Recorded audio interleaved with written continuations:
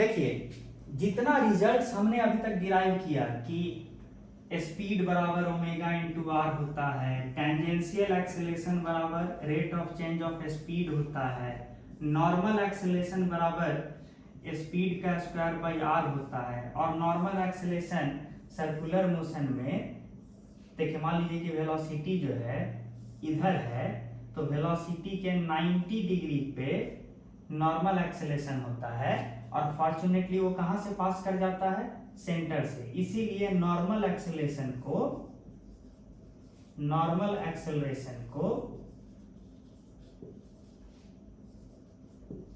Centripetal acceleration भी बोलते हैं, सेंट्रीपिटल एक्सेलरेशन भी बोलते हैं।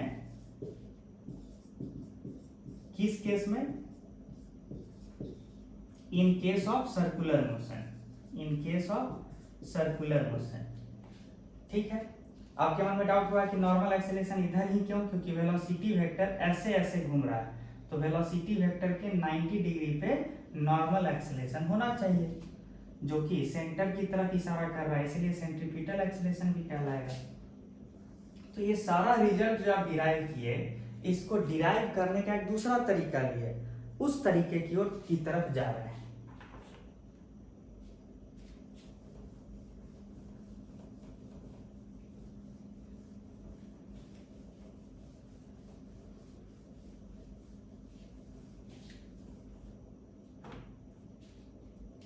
ध्यान दीजिएगा,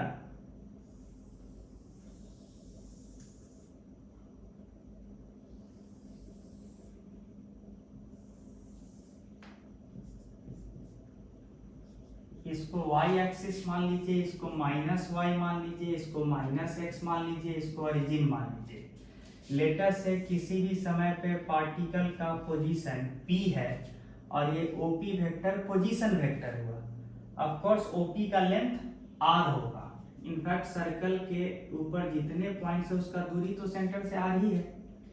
ये OP वेक्टर है। लेटर से at any general time t OP vector x axis से थीटा एंगल बना रहा है एट टाइम t। अब ध्यान दीजिएगा कि मुझे मन कर रहा है कि OP वेक्टर जो है, यानी कि जो पोजीशन वेक्टर है पार्टिकल का, OP vector is nothing but position vector, और इसका एक्सप्रेशन हमको लिखने का मन कर रहा है।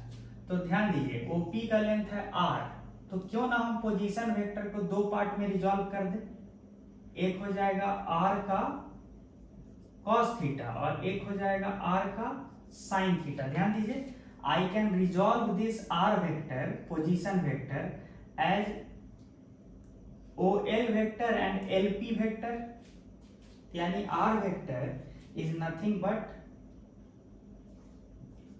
OL vector plus LP vector. r vector is equal to, अब बताइए तो OL वेक्टर क्या है? OP का लेंथ है कैपिटल R, तो OL का लेंथ होगा capital R cos theta, radius का cos थीटा। लेकिन ये किस डायरेक्शन में है? OL i कैप डायरेक्शन में है, तो OL वेक्टर को क्या लिखिएगा? R cos theta i cap. ठीक है, similarly LP vector y direction के लॉन्ग है, और इसका मैग्नीट्यूड कितना है? कैपिटल R का साइन थीटा, और y एक्सिस के लॉन्ग है, इसलिए j कैप। तो हम शॉर्ट में बोल सकते हैं ना कि position vector of particle p executing circular motion at any time t can be written like this। तो हम पोजीशन वेक्टर लिखेंगे। इसका फायदा क्या है? ध्यान दीजिए कि rate of change of position vector with respect to time क्या होगा?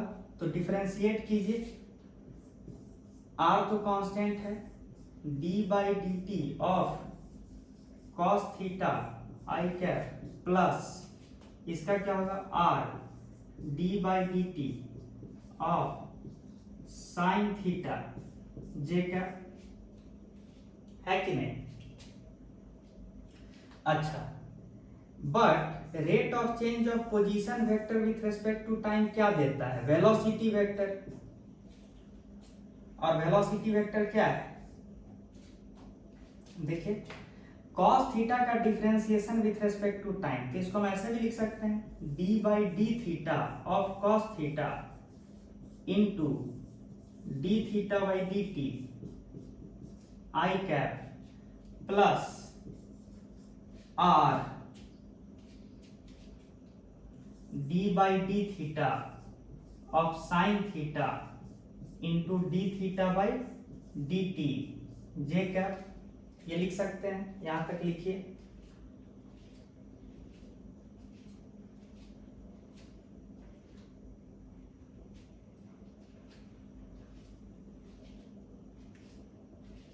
अब आगे बढ़ा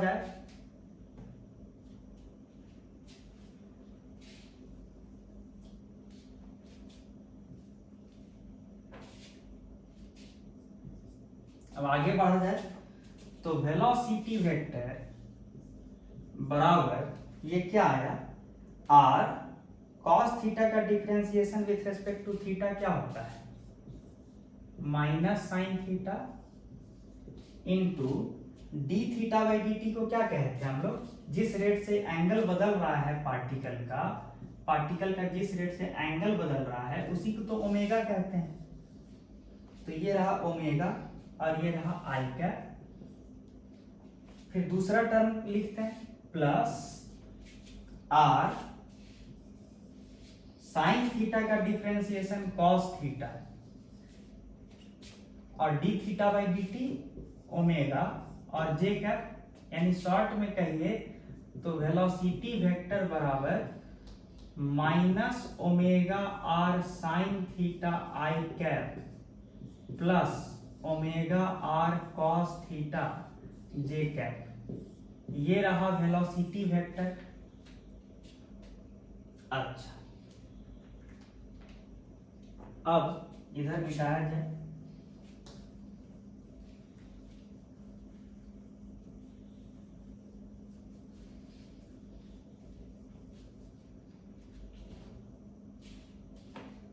ध्यान देने वाली बात क्या है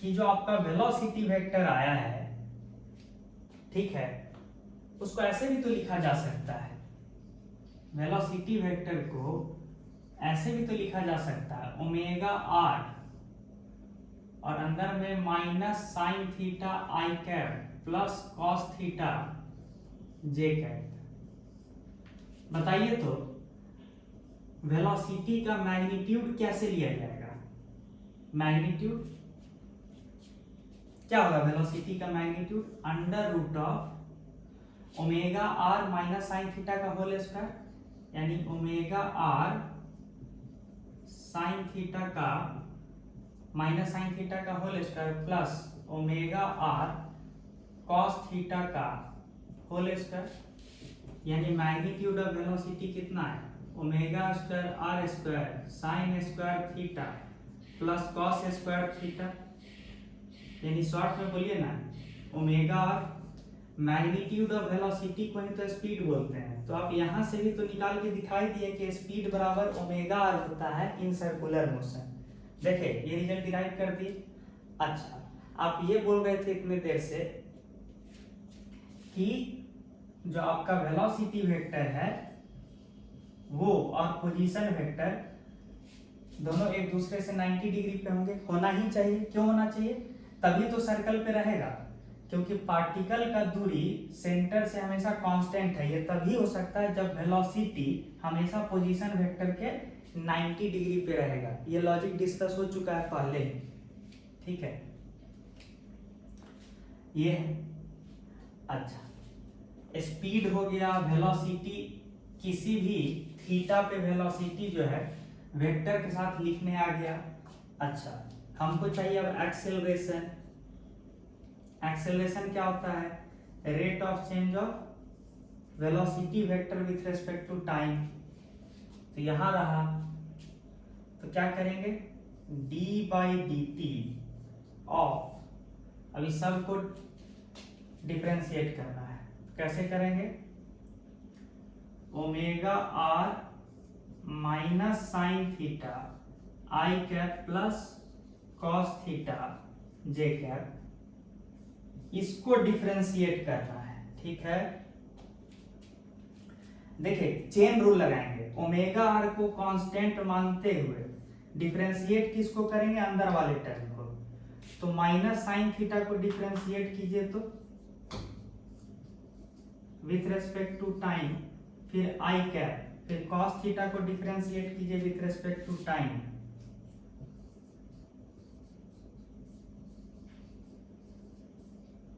फिर जे कैप। लेकिन ये अभी आधा है, फिर प्लस चेन रूल लगा रहे हैं। अब ये ब्रैकेट वाले टर्म को डिस्टर्ब नहीं करेंगे और ओमेगा आर को डिफरेंशिएट करेंगे। मतलब ब्रैकेट वाला टर्म पहले लिख लीजिए, माइनस साइन थीटा आई कैप प्लस कॉस थीटा जे कैप, और डिफरेंशिएशन किसका करेंगे, d by d t of omega r. ठीक है, यहां तक लिखिए।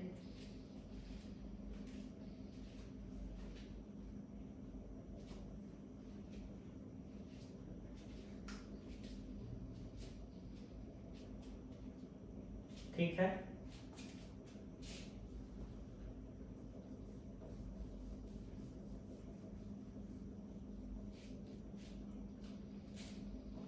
देखिए स्पीड बराबर ओमेगा तो डिराइव कर ही दिए थे। अब एक काम करते हैं,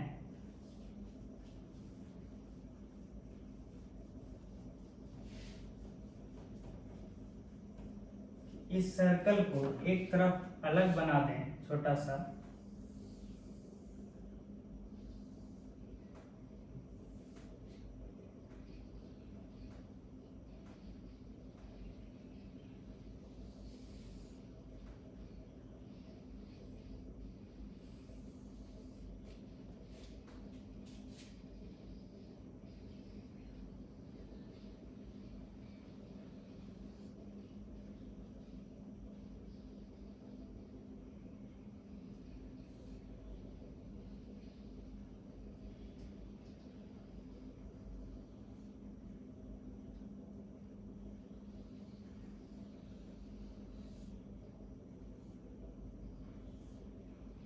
ये रहा y, ये रहा x, ये रहा माइनस x।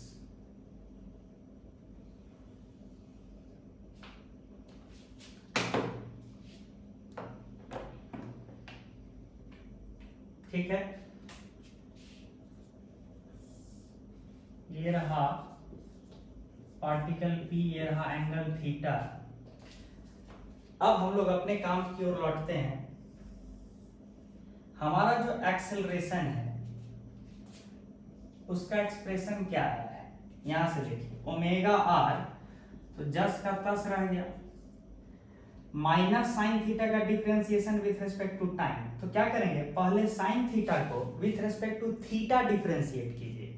ठीक है, तो क्या होगा, माइनस कॉस थीटा इनटू, फिर थीटा को डिफरेंशिएट कीजिए विथ रिस्पेक्ट टू टाइम, तो यानी d theta by d t, तो ओमेगा, फिर क्या है, आई कैप, यानी ये वाला टर्म हो गया।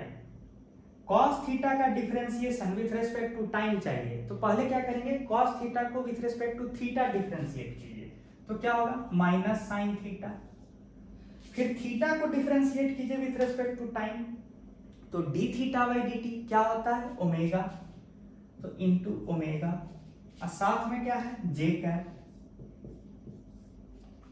ये हो गया पहला टर्म। अभी दूसरा टर्म भी है, उसको भी लिखिए। तो ये जस का तस हो गया, तो प्लस माइनस साइन थीटा आई कैप प्लस कॉस थीटा जे कैप। बताइए, तो ओमेगा इंटू कैपिटल आर में ओमेगा वेरिएबल है, हो सकता है, कैपिटल आर तो रेडियस है तो फिक्स ही रहेगा, तो कैपिटल आर को आप बाहर लिख सकते हैं और D omega by d T लिख सकते हैं। ठीक है, ध्यान दीजिए, यानी एक्सेलरेशन वेक्टर क्या आया, ये ओमेगा बाहर फेंकिए, ये माइनस भी बाहर फेंकिए, या फिर माइनस अंदर भी छोड़ सकते हैं।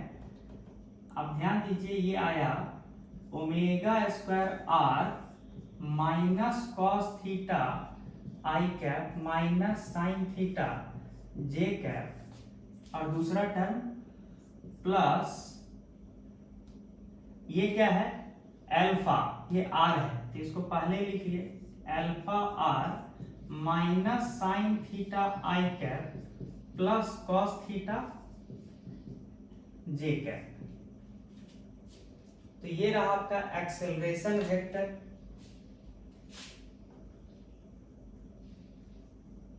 ठीक है,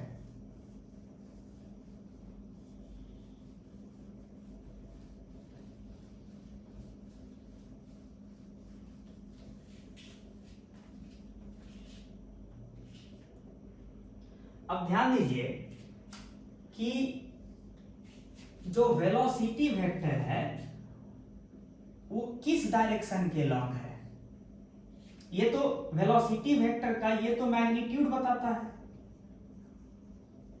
ये तो मैग्नीट्यूड है, और ये क्या बताता है unit vector along velocity vector. देखिए अंडर इसका मैग्नीट्यूड देखिए ना क्या है, under root of sine square theta plus cos square theta 1 बनता है ना, यानी ये यूनिट वेक्टर है in the direction of velocity vector. तो ये रहा यूनिट वेक्टर और ये रहा मैग्नीट्यूड। किसी भी वेक्टर को उसका मैग्नीट्यूड के साथ यूनिट वेक्टर लिख देंगे तो वेक्टर पूरा कंप्लीट हो जाता है, तो दिख रहा है। अब ध्यान दीजिए कि आपका जो एक्सेलरेशन आया है, एक्सेलरेशन ये जो आया है उस पर फोकस कीजिए, बहुत इंपॉर्टेंट है।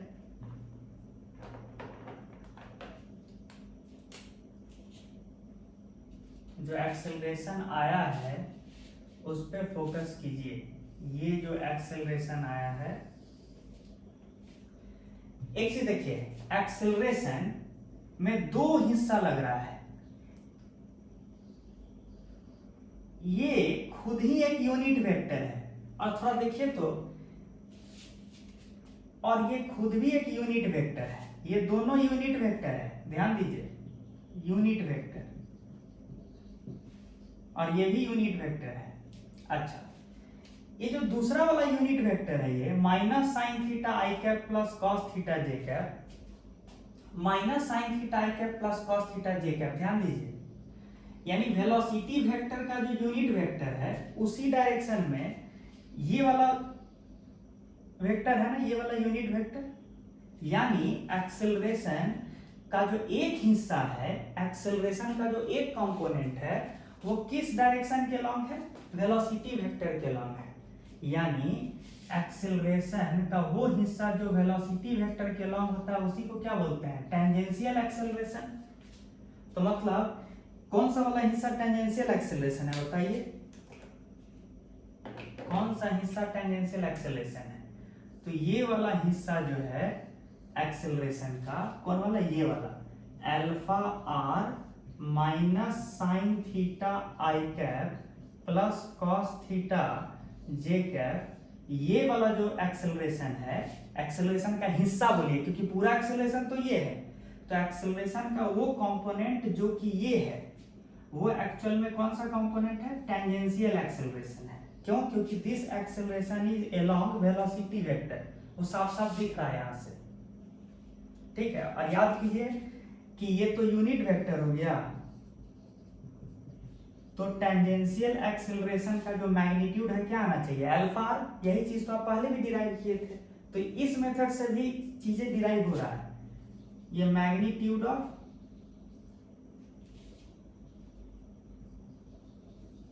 टेंजेंशियल एक्सेलरेशन,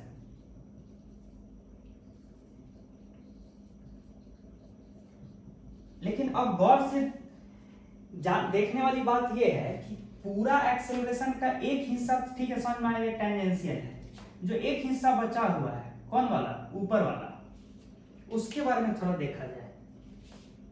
मतलब ये वाला जो हिस्सा है एक्सेलरेशन का, इस पे ध्यान दीजिए, अंदर में जो बैठा हुआ है वो अभी भी यूनिट वेक्टर है, बाहर जो है ये मैग्नीट्यूड हुआ, तो यानी एक्सेलरेशन का एक हिस्सा जो बचा हुआ था उसका मैग्नीट्यूड ओमेगा स्क्वायर आर है, लेकिन इस रेड मार्क्ड वाला जो वेक्टर है इसका डायरेक्शन किधर है, तो माइनस कॉस थीटा आई कैप माइनस साइन थीटा जे कैप ये किधर है, याद कीजिए। तो पोजीशन वेक्टर आप कैसे लिखे थे, पोजीशन वेक्टर जो आप लिखे थे वो क्या लिखे थे, कैपिटल आर कॉस थीटा आई cap plus capital R sine theta जे कैप। इसको थोड़ा ध्यान से देखिए, आर को बाहर निकालिए, कॉस थीटा आई कैप प्लस साइन थीटा जे कैप, ये था पोजीशन वेक्टर। यानी कौन सा vector, OP vector, OP vector, OP vector ये हुआ।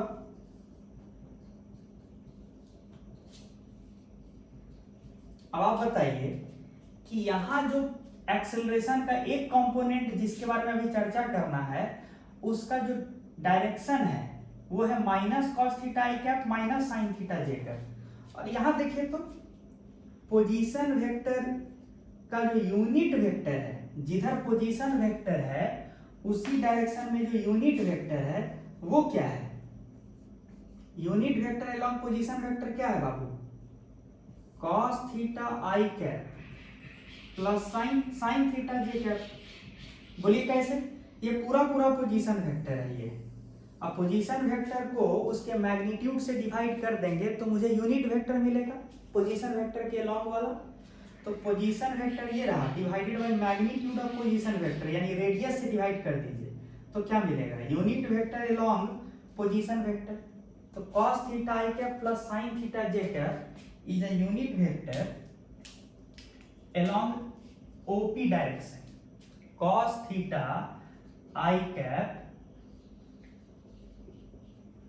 Plus sine theta J cap is a unit vector along position vector. अच्छा, यहां क्या है, माइनस कॉस थीटा आई कैप माइनस साइन थीटा जे कैप, यानी कि just unit vector along position vector के उल्टे डायरेक्शन में, यानी इस डायरेक्शन में ये वाला वेक्टर है। यानी एक्सेलरेशन वेक्टर का जो पहला कंपोनेंट है ये एक ऐसा वेक्टर है जो डायरेक्टेड टुवर्ड्स क्या है, सेंटर है। ठीक है, ये एक ऐसा वेक्टर है जो डायरेक्टेड टुवर्ड्स सेंटर है, इसीलिए इस हिस्सा को हम लोग, ये जो पहला हिस्सा है, पहला ये वेक्टर एक्सेलरेशन का वो कंपोनेंट है, it is that component of acceleration, that component of total acceleration which is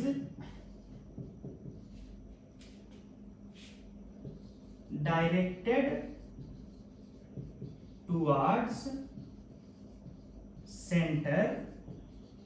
यानी ये वाला ही पार्ट क्या है, इसका मतलब यही पार्ट कौन सा एक्सेलरेशन है, सेंट्रीपिटल एक्सेलरेशन, सेंट्रीपिटल एक्सेलरेशन। क्यों, क्योंकि सेंटर की तरफ डायरेक्टेड है। और ये हम दिखा दिए कैसे, क्योंकि जो डायरेक्शन दे रहा है वो ये वेक्टर दे रहा है और ये वेक्टर किसकी तरफ है, डायरेक्टेड टुवर्ड सेंटर।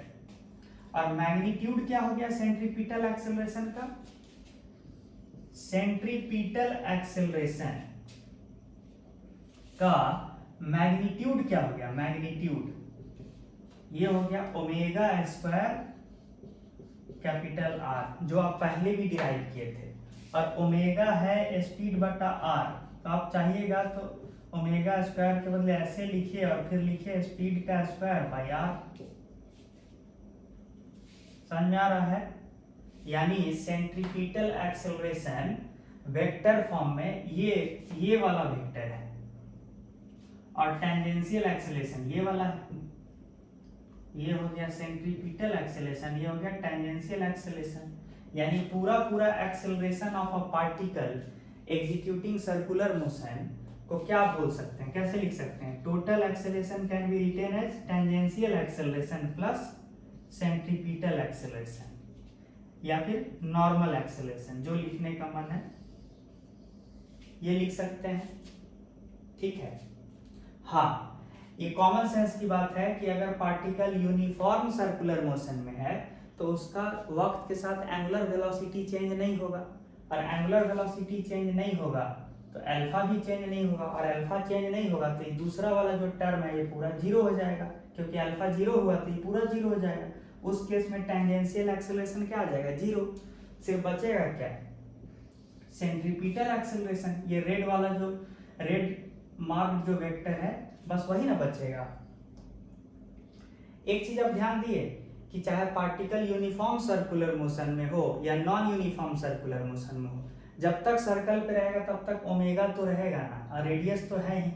तो एक्सेलरेशन का जो पहला हिस्सा है जिसको हम रेड से घेरे हुए हैं वो ऑलवेज एग्जिस्ट कर रहा है, चाहे सर्कुलर मोशन यूनिफॉर्म हो या नॉन यूनिफॉर्म, ये ऑलवेज है। यानी कौन सा एक्सेलरेशन ऑलवेज है, सेंट्रीपिटल एक्सेलरेशन, ठीक है।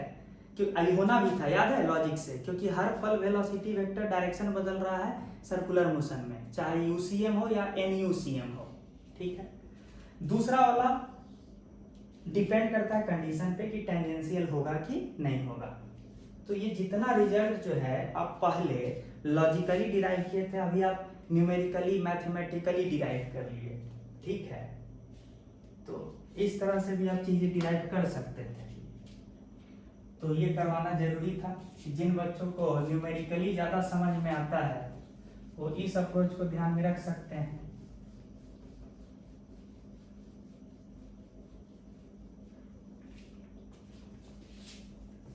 अच्छा,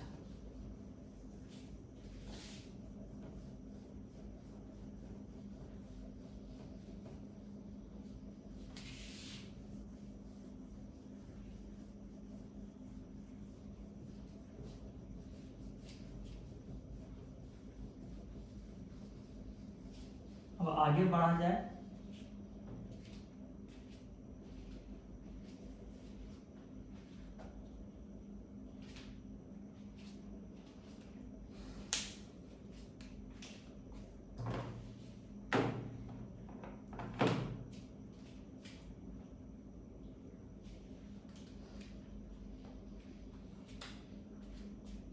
एक चीज ध्यान दीजिए,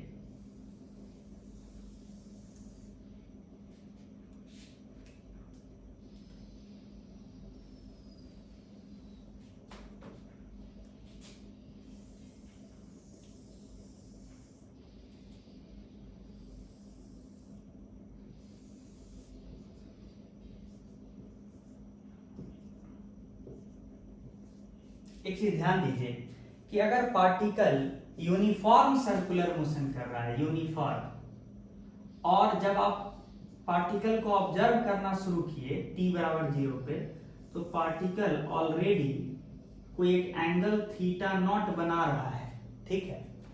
और पार्टिकल यूनिफॉर्म सर्कुलर मोशन कर रहा है, मान लीजिए ओमेगा रेडियन पर सेकेंड से पार्टिकल जो है सर्कल का चक्कर काट रहा है, ठीक है। सर्कल का रेडियस है कैपिटल आर। तो आप बोलिएगा कि rate of change of angle theta with respect to time omega है। यूनिफॉर्म सर्कुलर मोशन में ओमेगा कांस्टेंट होना चाहिए। This implies that d theta बराबर omega into d T.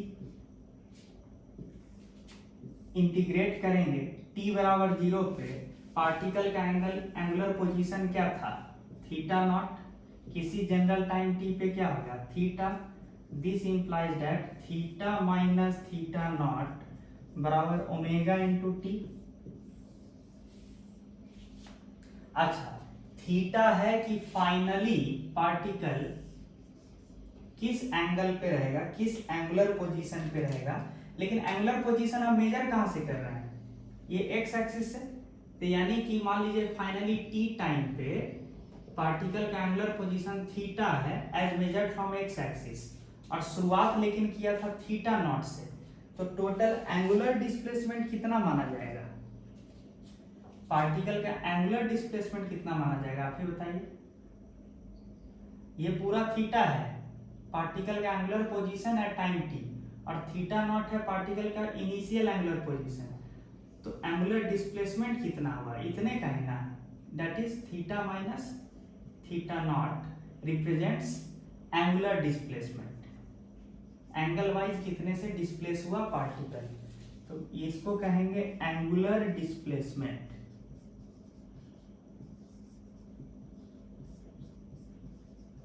Angular displacement बराबर सीधे सीधे क्या आ गया, एंगुलर वेलोसिटी गुने टाइम टी। लेकिन ये सिचुएशन कब वैलिड है, जब यूनिफॉर्म सर्कुलर मोशन है, यानी जब स्पीड कांस्टेंट है, और स्पीड कांस्टेंट है यानी कि ओमेगा कांस्टेंट है।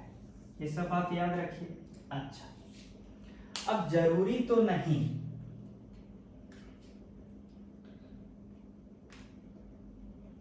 अच्छा एक और बात कि आप थोड़ा देर पहले पार्टिकल का पोजीशन वेक्टर लिखे थे, क्या लिखे थे, r cos थीटा आई cap plus r sin theta जे कैप, ये लिखे थे ना,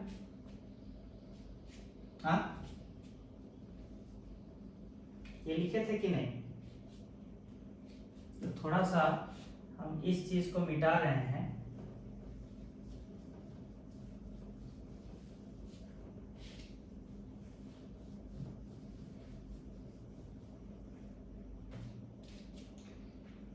position vector of particle at any time t को कैसे लिखे थे, r cos थीटा आई कैप प्लस sin थीटा जे कैप। लेकिन अभी अभी तो थीटा का वैल्यू आप क्या लिखे थे, अभी अभी आप क्या लिखे थे, थीटा माइनस थीटा नॉट बराबर ओमेगा टी। तो थीटा बराबर क्या हो जाएगा, theta naught plus omega T. तो यहाँ थीटा के बदले आप as a function of time लिख सकते हैं ना, क्या, theta naught plus omega T I cap plus sine theta naught plus omega T J cap. तो अगर कोई पार्टिकल यूनिफॉर्म सर्कुलर मोशन कर रहा है तो position vector as a function of time तो आप लिख ही सकते हैं, position vector of particle as a function of time, मतलब टाइम पे किस तरह डिपेंड कर रहा है पोजीशन वेक्टर पार्टिकल का, ये आप निकाल के रख दिए ना यूनिफॉर्म सर्कुलर मोशन में। ठीक है, अब चलते हैं नॉन यूनिफॉर्म सर्कुलर मोशन में।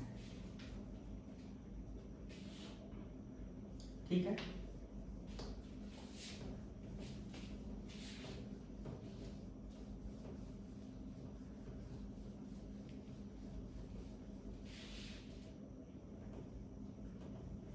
अगर नॉन यूनिफॉर्म सर्कुलर मोशन होगा तो क्या चीज होना चाहिए,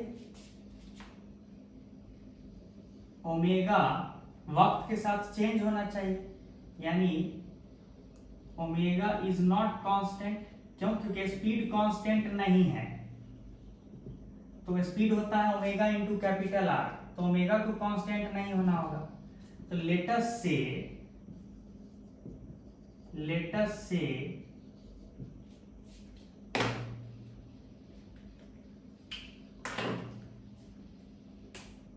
rate of change of omega with respect to time is alpha. ठीक है, जिस रेट से ओमेगा बदल रहा है टाइम के साथ उसको अल्फा बोल देते हैं।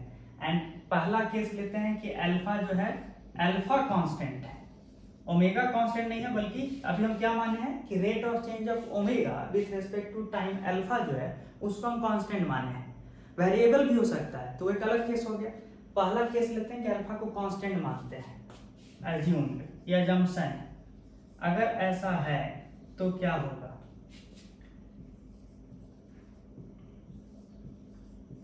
ये होगा 0 से लेके किसी टाइम t तक, ये मान लीजिए पार्टिकल शुरुआत ही जो किया था वो किसी ओमेगा नॉट रेडियन पर सेकेंड से किया था, तो यहाँ ओमेगा नॉट और किसी टाइम t पे ओमेगा, तो इंटीग्रेट कीजिएगा तो क्या आएगा, ओमेगा माइनस ओमेगा नॉट बराबर अल्फा तो कांस्टेंट है तो सिर्फ time t। This implies that omega बराबर क्या आएगा, omega naught plus alpha T, where alpha is constant angular acceleration angular acceleration बोलते हैं इसको। जिस रेट से एंगुलर वेलोसिटी बदल रहा है उसको एंगुलर एक्सेलरेशन कहते हैं। जैसे जिस रेट से लीनियर वेलोसिटी बदलता था तो उसको क्या बोलते थे, लीनियर एक्सेलरेशन या नॉर्मली एक्सेलरेशन। तो जिस रेट से एंगुलर वेलोसिटी बदलेगा तो उसको कहेंगे एंगुलर एक्सेलरेशन। तो देखिए इसको देख के कुछ याद आ रहा है, जब कांस्टेंट एक्सेलरेशन से लीनियर मोशन हो रहा था तो उस वक्त जो काम एंगुलर वेलोसिटी यहां कर रहा है ना सर्कल में, वहां पे लीनियर वेलोसिटी करता था। अच्छा, इनिशियल एंगुलर वेलोसिटी के बदले लीनियर मोशन में इनिशियल वेलोसिटी लिखते थे और वहां पे एंगुलर एक्सेलरेशन के बदले एक्सेलरेशन लिखते थे टाइम टी। देख रहे हैं v बराबर u प्लस ए टी कब लिखते थे, जब यूनिफॉर्म एक्सेलरेशन से कोई बॉडी मूव कर रहा था। यहाँ पे सर्कल पे जब यूनिफॉर्म एंगुलर एक्सेलरेशन से कोई मूव कर रहा है तो वहां पे भी एंगुलर वेलोसिटी बिल्कुल उसी टाइप से वैरी कर रहा है। देखिए दोनों में रिलेशन है, दोनों में सिमिलर टाइप का बिहेवियर है। Angular velocity in that circular motion with constant angular acceleration varies similar way as that of linear motion with constant acceleration। देख लीजिए और भी रिजल्ट हम आपको डिराइव करके दिखाते हैं।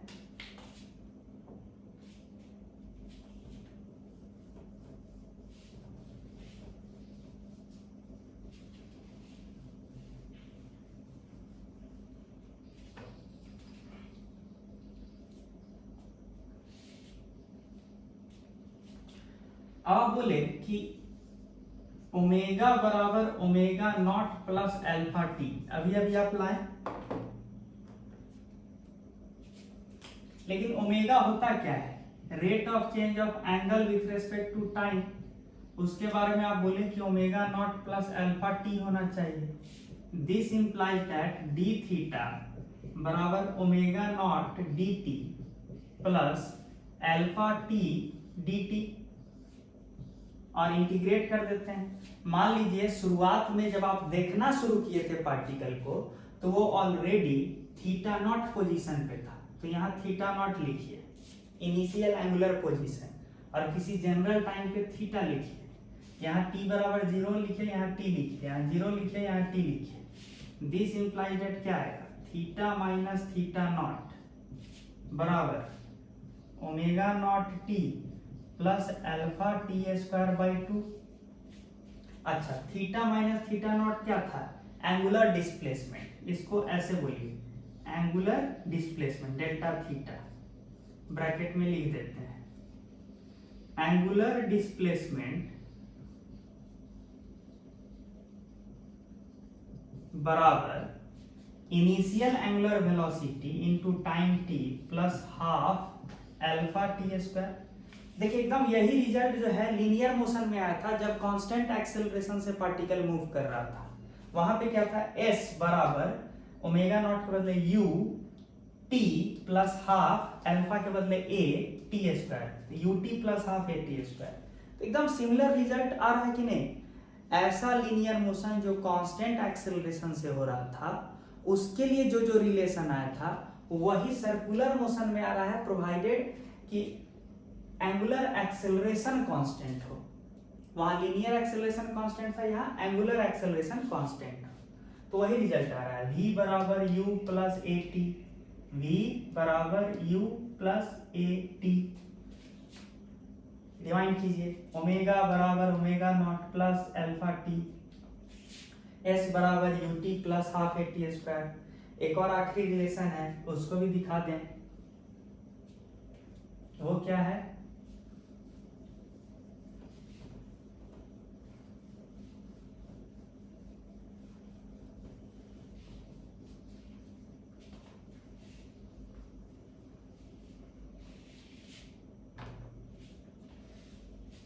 वो ध्यान दीजिए।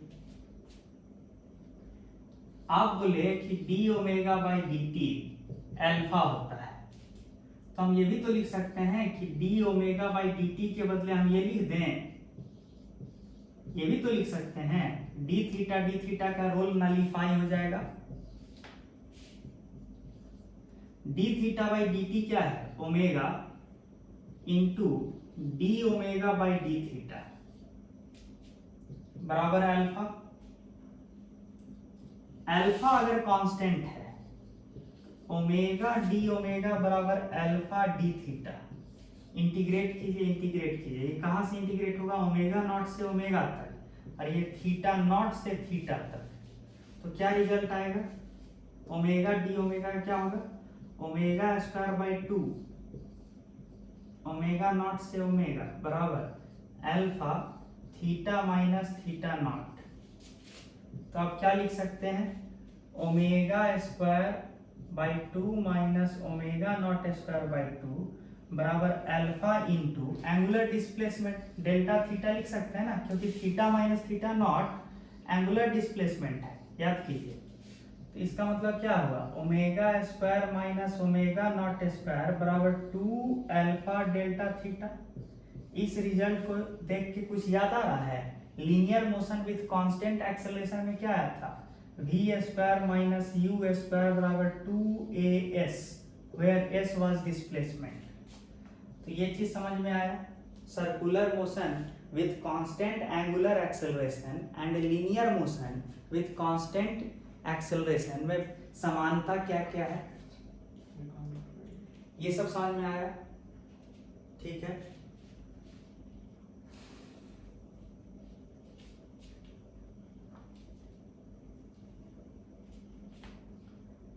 है ना, और अगर अल्फा फंक्शन ऑफ टाइम होगा तब तो अच्छा खासा इंटीग्रेट सब करना होगा।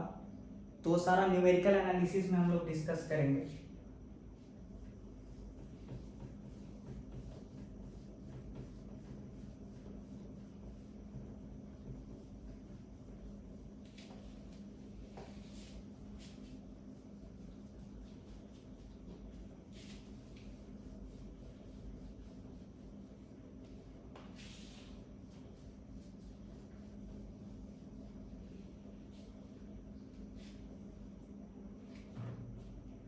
अब हम लोग numerical analysis of circular motion की ओर बढ़ते हैं कि बहुत सारा सिचुएशन है सर्कुलर मोशन में, उसको न्यूमेरिकली कैसे डील करते हैं, क्या क्या चीज़ पूछा जा सकता है न्यूमेरिकली सर्कुलर मोशन में, ये सब अब डिस्कस करने जा रहे हैं, ठीक है।